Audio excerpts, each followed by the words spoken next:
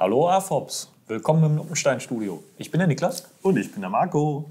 Und was haben wir heute?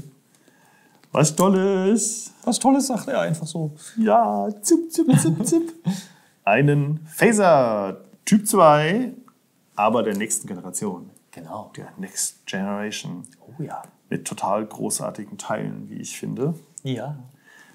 Wir haben nämlich hier, damit es schön Grip hat, diese Technik, Zahnradelemente eigentlich. Ne? Das sind ja so flache Zahnräder, genau, die man halt schon in meiner Kindheit verwendet hat für Lenkung bei Technikautos. Ja.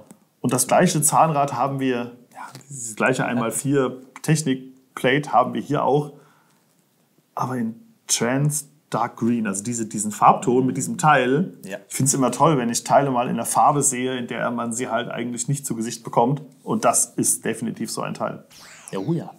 Ja, das haben wir bei Star Trek ja öfter. Ja, auch schick geformt, so ein bisschen asymmetrisch. Ne? Hier haben wir kurvig, hier ist dann halt dieser Grip, hier ist wieder kurvig, hier haben wir dieses Cutout hin zu dieser Grifffläche wieder. Und er liegt echt gut in der Hand. Ja.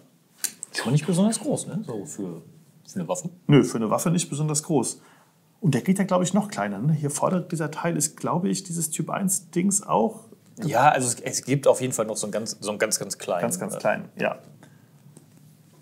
Ja. Ich weiß jetzt nicht, ob ich mit dem besser zielen könnte oder doch mit dem aus der alten Serie, der jetzt eher so pistolenartig ist. Ja, ist. Aber ich bin eigentlich auch ganz froh, dass es diese Dinger tatsächlich nur in Filmen gibt, weil die sind ja schon ganz schön gefährlich. Oh ja, vor allem, wenn man sie auf Maximum stellt. Ja.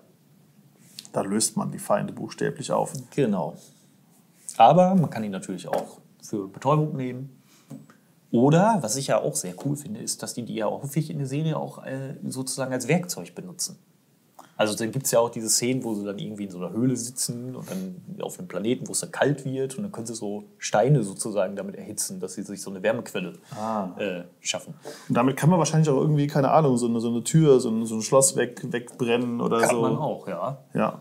Also das finde ich halt immer ganz schön an den Sachen. Das sind halt keine reinen Waffen, sondern man kann sie auch sehr gut als Werkzeug benutzen. Ja, man kann sie aber auch, wenn ich mich recht erinnere, sogar als Bombe missbrauchen. Also du kannst sie überladen. Genau, kann man auch, ja.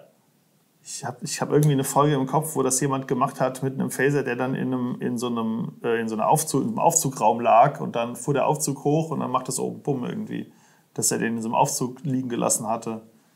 Das weiß ich jetzt, habe ich jetzt nicht mehr im Kopf, aber ja, man kann das auf jeden Fall mit diesen Dingern machen. Und das Ergebnis ist nicht so schön. Konnten das die aus der alten Serie eigentlich auch? Das konnten die auch, ja. Das haben wir in dem Video nicht erwähnt. Nee, haben wir nicht. Also die können das auch. Die können das auch, ja. Schick gebaut. Displayständer auch in der Hinsicht interessant, dass wir hier 2 Noppen haben und der Phaser dann hier direkt auf den Noppen auch wirklich fest sitzt. So. Also. Ja, der fällt nicht runter, nein. Das hält. Bedrucktes Schild dabei, wie sich das gehört. Und wie sieht die Verpackung aus? Die sieht so aus. Ja. Und nochmal die Rückseite. Aber ich sag mal so, man kann jetzt nicht irgendwie groß zeigen, dass da irgendwelche... Ist eine Next-Generation-Verpackung mit Picard in der Ecke und diesem dunklen Rot. Genau. Und ist die Anleitung auch wieder ein Faltblatt, wie bei dem Nein, die Anleitung ist ein Büchlein. Genau. Aber eine Bauschrittunterteilung, jetzt habe ich es, haben wir hier nicht, weil das Ding hat so wenig Teile. 236 Teile, da brauchen wir das nicht. Genau. Sonst, wie bei den anderen auch, ihr seht, das wird immer so verblasst dargestellt, was man schon gebaut hat. Die Farben sind trotzdem noch da, das heißt, man sieht auch immer ganz genau, wie das Original mal aussah, aber man weiß auch ganz genau, was die neuen Teile sind, die man im Bauschritt verbaut. Ja. Prima. Gut. Sieht fein aus. Und ich glaube, der Phaser wurde nicht nur in der Next Generation Serie genutzt, sondern wahrscheinlich auch auf Deep Space Nine. Ja, auf Deep Space Nine und eigentlich auch auf der Voyager. Ja. Weil die Serien spielen ja im quasi selben Zeitrahmen. Also Ja, die laufen ja auch teilweise parallel von den Geschichten her und deswegen, klar, benutzen die halt logischerweise auch dieselbe Ausrüstung. Das finde ich sowieso klasse, wenn Serien, die in dem gleichen Universum zur gleichen Zeit spielen, auch so ein bisschen miteinander verwoben sind. Ich meine, früher, so in meiner Kindheit, da waren ja Serien ja so, ob du jetzt, was weiß ich, vom A-Team oder so eine Folge verpasst hast oder 10 verpasst hast, das war egal. Jede Folge für sich war alleinstehend. Während, wenn du jetzt heutzutage eine Folge von The Witcher oder von Game of Thrones verpasst, bist du raus. Du weißt nicht mehr, worum es geht, weil das alles halt so fortgeschriebene Geschichten sind. Das ist jetzt bei Star Trek Next Generation und so nicht so extrem, aber es gibt schon Sachen, die fortgeführt werden. Und ich finde es schön, wenn dann auch die einzelnen Serien so ein bisschen verzahnt sind. Und das sind sie, ja. Ja, und das sind sie. Das finde ich klasse. Ja, schön. Unser Phaser Typ 2 der Next Generation hat die Setnummer 104176, 236 Teile für 19,95 Euro. 19,5 cm ist er lang, inklusive Ständer, 8 cm breit, 7,5 cm hoch.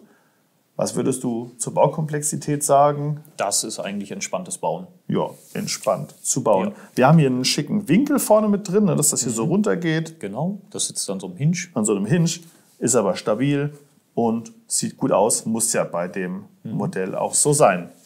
Ja, und damit haben wir euch jetzt alle 4 Gadgets vorgestellt. Genau. Die beiden Phaser, den Kommunikator und den klingonischen Dolch, den Daktar oder so. Ja.